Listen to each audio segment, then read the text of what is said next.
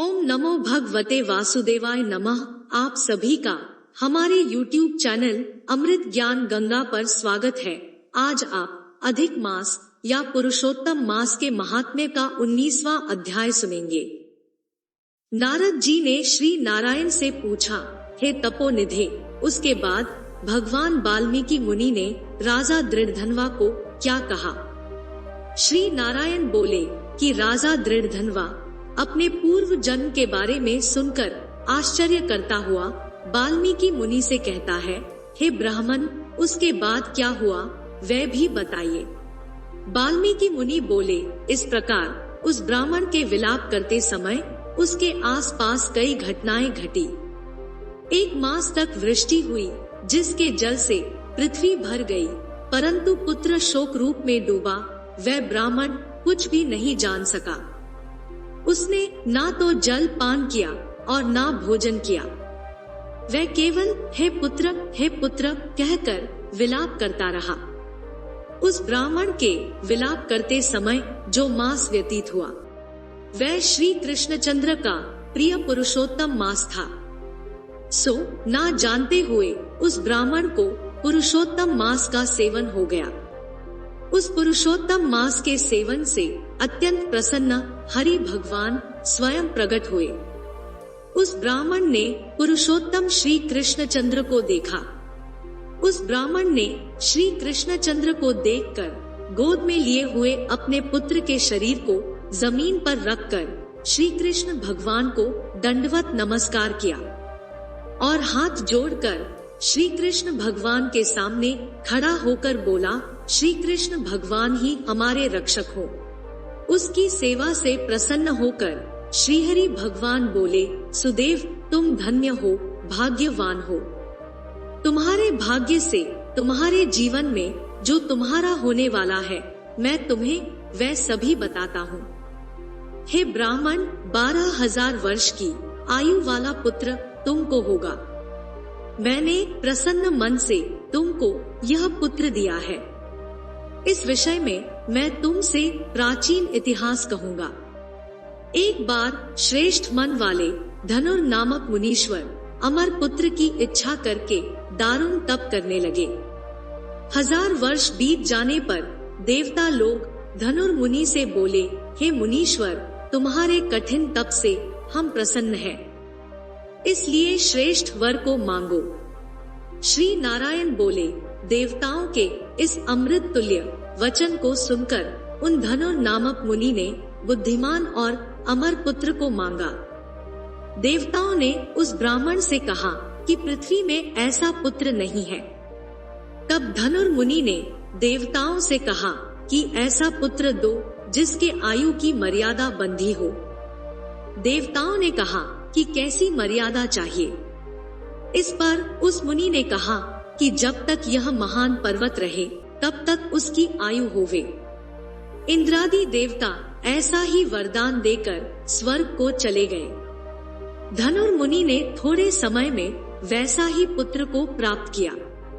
उस मुनि का पुत्र आकाश में चंद्र के समान बढ़ने लगा, लेकिन वह मुनियों का अनादर करता था।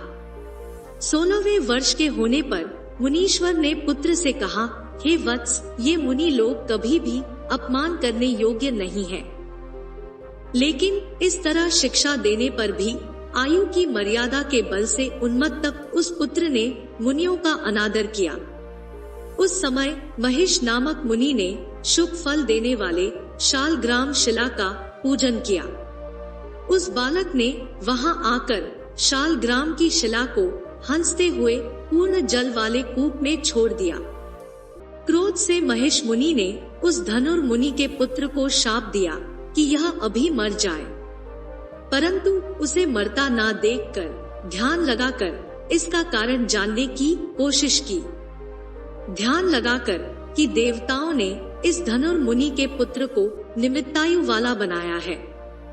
यह देखकर महिष मुनि ने लंबी सांस ली। उनके लंबी सांस लेने से कई कोटि महिष पैदा हो गए और उन महिषों ने पर्वत को टुकड़े टुकड़े कर दिया। उसी समय मुनि का अत्यंत दुर्मद लड़का मर गया। पुत्र की मृत्यु से दुखी होकर धनुर्मुनि ने बार बार विलाप किया। अंत में उसने पुत्र के शरीर को लेकर चिता की अग्नि में प्रवेश किया। इस प्रकार हठ से पुत्र प्राप्त करने वाले कहीं भी सुख नहीं पाते हैं।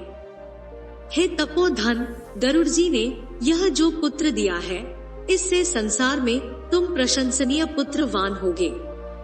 मैंने प्रसन्न होकर पुरुषोत्तम के महात्म्य से इस पुत्र को चिरस्थायी किया है। यह तुमको सुख देने वाला होगा।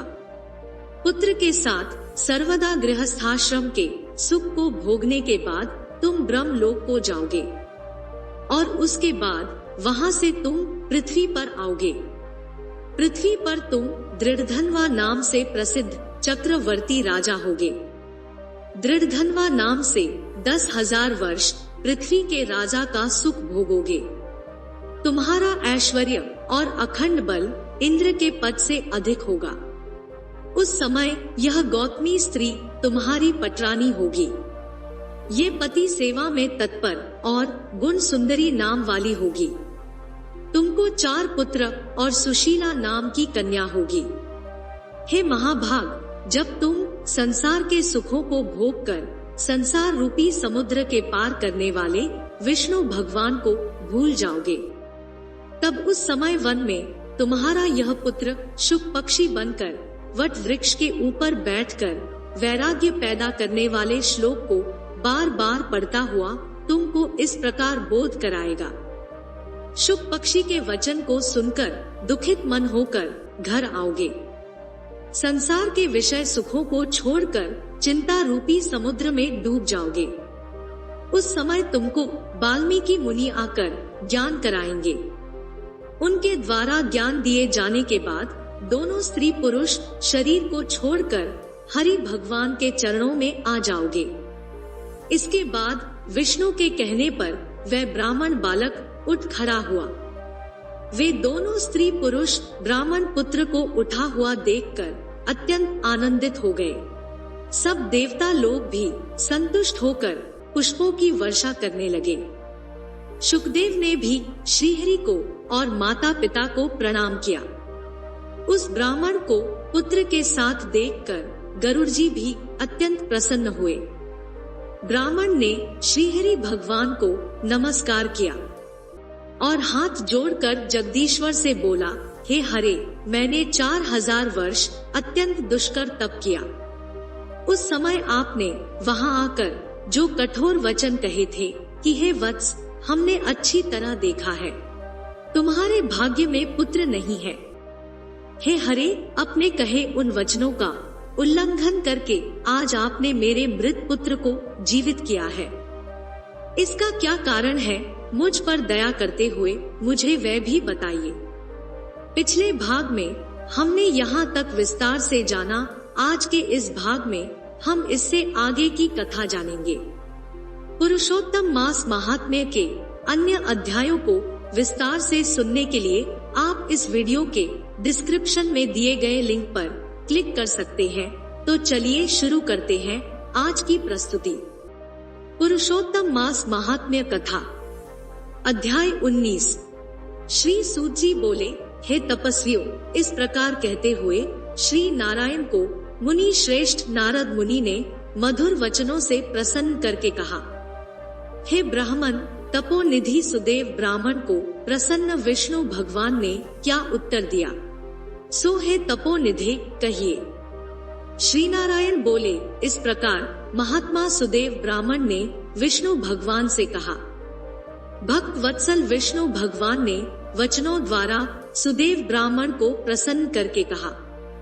हरि भगवान बोले, हे द्विजराज, जो तुमने किया है उसको दूसरा नहीं करेगा। जिसके करने से हम प्रसन्न हुए उसको आप नहीं जानते हैं। यह हमारा प्रिय पुरुषोत्तम मास गया है। स्त्री के सहित शोक में मग्न तुमसे उस पुरुषोत्तम मास की सेवा हुई। हे तपोनिधि, इस पुरुषोत्तम मास में जो एक भी उपवास करता है, हे द्विजोत्तम, वह मनुष्य अनंत पापों को भस्म कर विमान से बैकुंठ लोक को जाता है।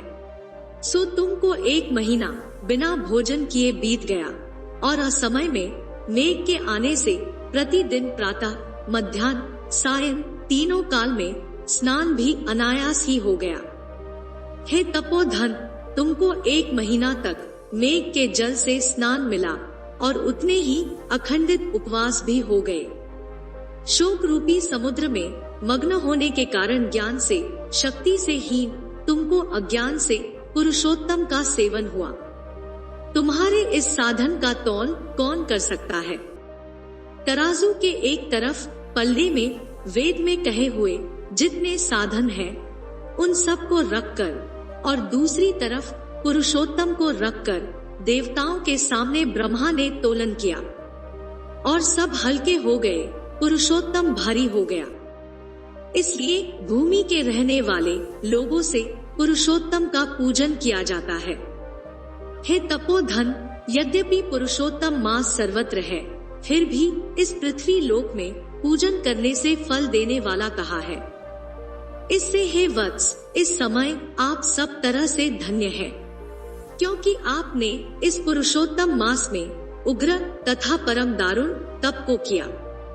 मनुष्य शरीर को प्राप्त कर जो लोग श्री पुरुषोत्तम मास में स्नान, दान आदि से रहित रहते हैं, वे लोग जन्म जन्मांतर में दरिद्र होते हैं। इसलिए जो सब तरह से हमारे प्रिय पुरुषोत्तम मास का सेवन करता है, वह मनुष्य हमारा प्रिय, धन्य और भाग्यवान होता है।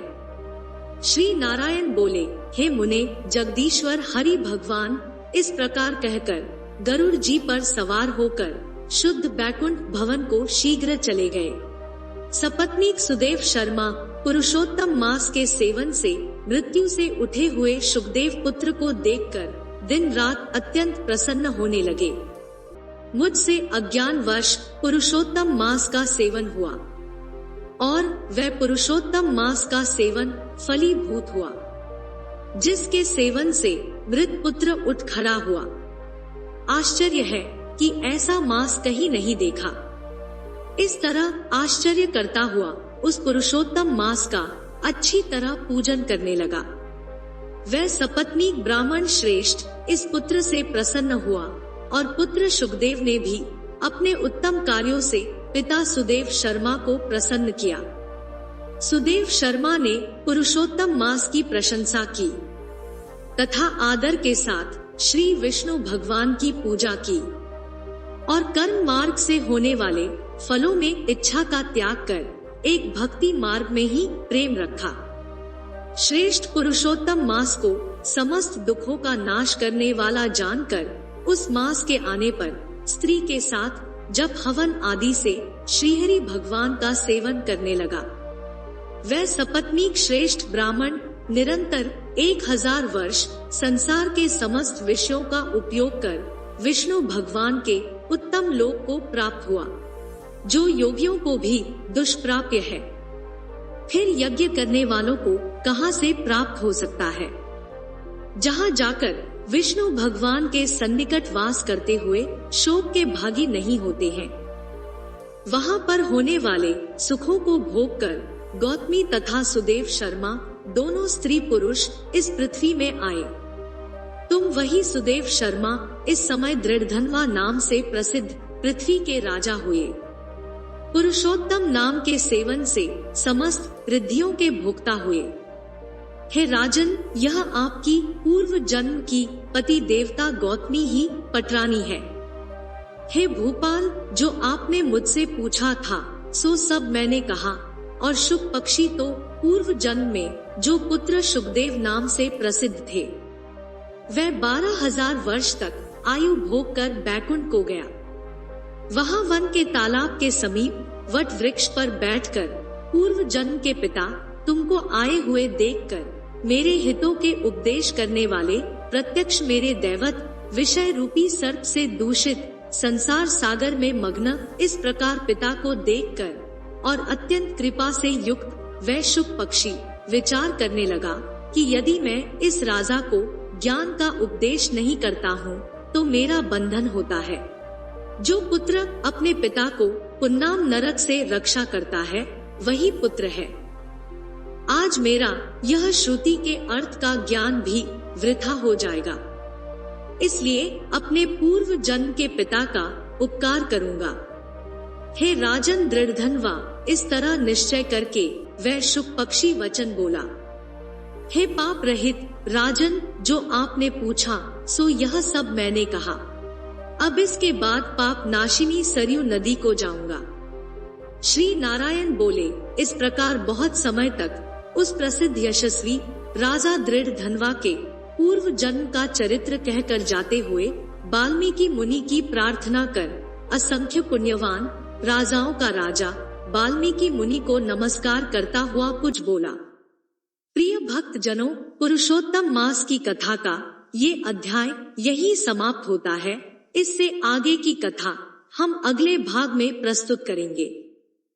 आपको हमारी यह प्रस्तुति कैसी लगी कमेंट करके जरूर बताएं।